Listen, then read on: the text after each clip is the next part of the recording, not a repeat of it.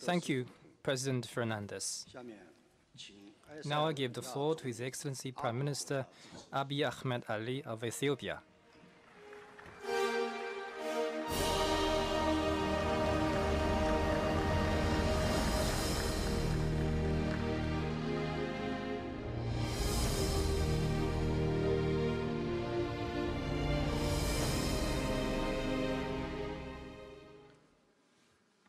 Your Excellency Xi Jinping, President of the People's Republic of China, Your Excellencies, Heads of State and Government, Your Excellency Antonio Guterres, United Nations Secretary General, Heads of International Organization, ladies and gentlemen.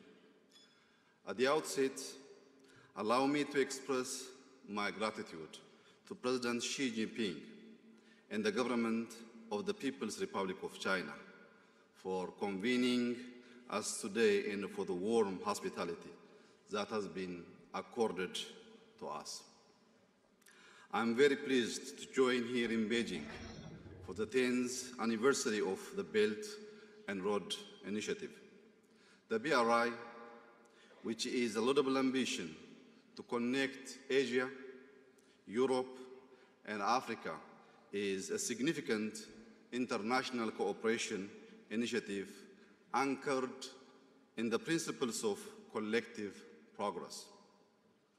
I applaud President Xi for his vision in designing and launching the Belt and Road Initiative, as well as for the proposal of the 3 global initiatives of civilization, security, and development, aimed at building a community with a shared future.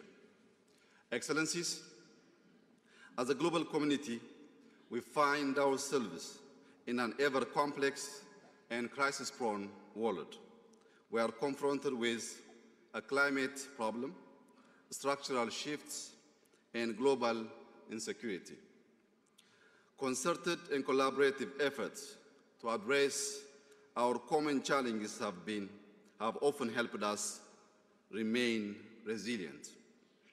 Hence, more than ever, we are called upon as global leaders to uphold the principles of humanity, justice, inclusivity, equity, and compassion in rising up to the occasion.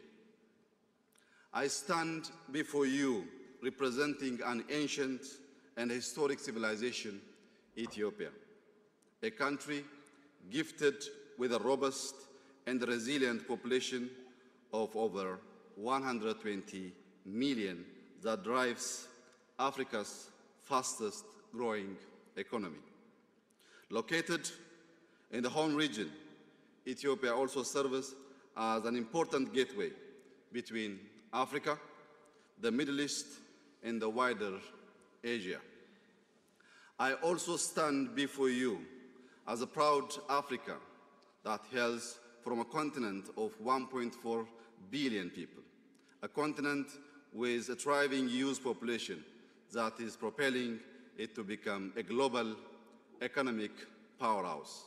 Without a doubt, Africa is the next frontier market. Excellencies, historic relations between the African continent and China span 2,000 years. Sino-African relations can be traced back to the reign of Emperor Wu of Han. With the development of the Silk Road, exchanges between Africa and China became increasingly frequent and reached their peak during the Ming Dynasty. Admiral Zheng He's voyage to the Western Seas reached the east coast of Africa, bridging Chinese specialties such as ceramics and silk, and returning to China with many commodities. China has maintained diplomatic relations with numerous African countries since the Ming Dynasty. Sino-African ties today have grown exponentially, characterized by a commitment to mutually beneficial cooperation and respect for sovereignty. Through the BRI, these relations are delivering infrastructure developments across Africa, as well as helping to improve trade within the continent and with China. As the largest ever transnational infrastructure program, the BRI is therefore facilitating integration and sustainable growth. Large-scale investments in infrastructure and strengthened commercial ties have boosted the continent's economic development. With a rapidly growing population, the African continent is in high demand of sustainable and dignified development. And through BRI investments, many jobs have been created and livelihoods improved. Road and railway projects are linking previously unconnected places. People-to-people relations are being enhanced, both within and across countries. The principle of connectivity inherent in BRI has also offered African countries with alternative sources of capital, technology, and skills needed for our modernization agenda. In my country, Ethiopia, for example, one of the remarkable BRI accomplishments is the construction of Africa's longest electric transnational railway, which runs through Ethiopia all the way to Djibouti. The line revitalized local and regional economies. It plays a critical role in connecting people and enhancing efficiency in the logistics value chain along the strategically significant Ethio-Djibouti corridor. Excellencies, ladies and gentlemen, once a source of raw materials, Africa is now realizing its potential and capacity. A continent that has been sidelined until now is harnessing the demographic dividend, leveraging its natural endowments, and rapidly becoming a global economic, social, and political powerhouse. In the global arena, the inclusion of African Union as permanent member of the G20 is a long overdue recognition of the voice of a continent with 1.4 billion people. With around 85% of global GDP and roughly 75% of global trade represented by the G20, the African Union's entry will significantly enhance the continent's ability to raise and collectively address issues of development that excessively affect Africa.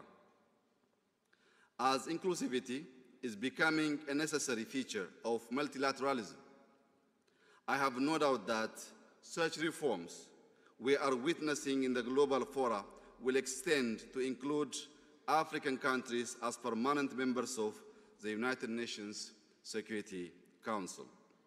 It has been said that the flapping of the wings of a butterfly can be felt on either side of the world.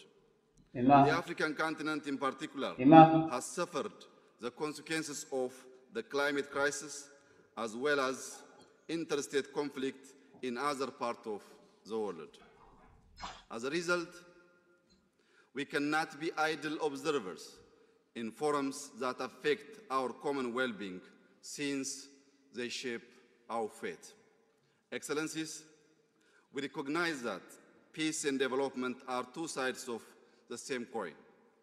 They are mutually reinforcing. Inclusive and equitable growth is essential to sustain peace, and a culture of peace is essential to enabling sustainable growth. Initiatives like the BRI, when fully implemented to potential, invariably foster peaceful development. The power of integration resides in enabling schemes that bring people closer to intimate knowledge and understanding of one another. Infrastructure used to bridge rather than divide offers value and builds trust. In a world full of barriers, I call upon all of us to build bridges to connect metaphorically as well as literally.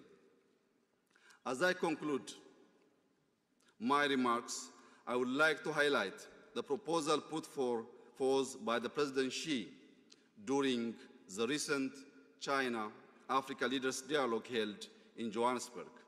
This includes China's initiative on supporting Africa's industrialization, plan for China supporting Africa's agriculture modernization, and the plan for China-Africa cooperation on talent development.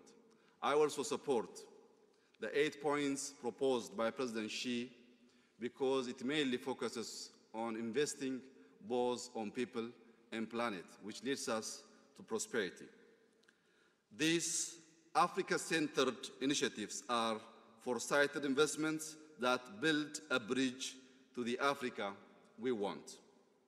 I would like to emphasize that Ethiopia fully welcomes these plans and initiatives in harmony with our development strategy and 10-year economic plan to diversify our economy and forge our path to holistic prosperity.